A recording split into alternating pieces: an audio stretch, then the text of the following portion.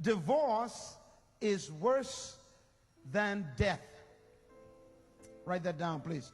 Divorce is worse than death, and here's why. As a matter of fact, the word divorce is from the Greek word apostasian.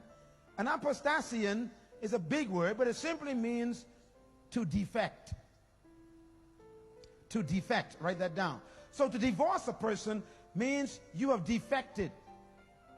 Defection is used in the military when a person has committed themselves to fight for an army or a cause.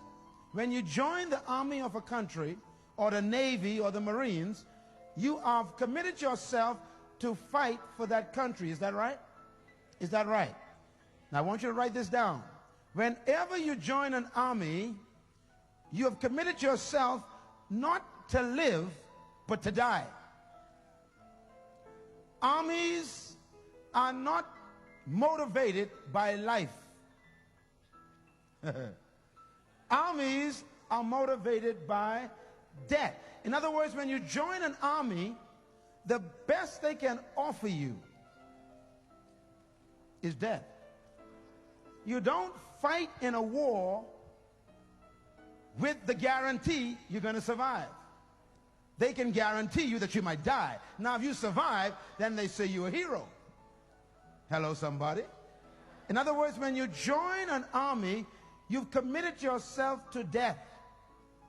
Well, the word used for divorce is the same word that is used for the military. And that is when you walk down an aisle and you commit yourself to another person, the man to the woman and the woman to the man, you're not committing yourself to life. And that's why marriages don't work. Because we keep getting married for life. A little heavy, isn't it? When you walk down the aisle, you are joining yourself to someone just like you've joined yourself to an army. And you are deciding that the only way I will be separated from you is by death. Now, when you join an army and you decide with your brothers and your colleagues that you had enough of this,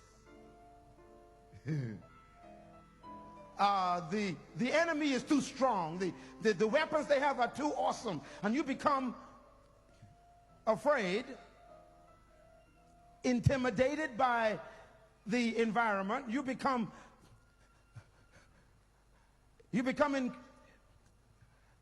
so frightened by the reality that you decide to your colleagues, you say to them, I am no longer going to stay with you. I'm going to turn back. I'm going back home to be a civilian.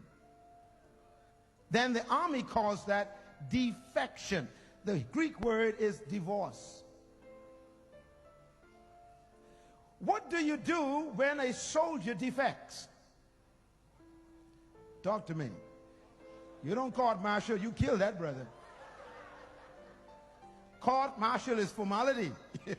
When someone defects, what they've done is they have turned their backs on their very own flesh. And the only thing a defector deserves in the military is death. Why? Because the only thing that's supposed to separate you from your colleague is death. So if the enemy don't do it for you, come on, understand the principle.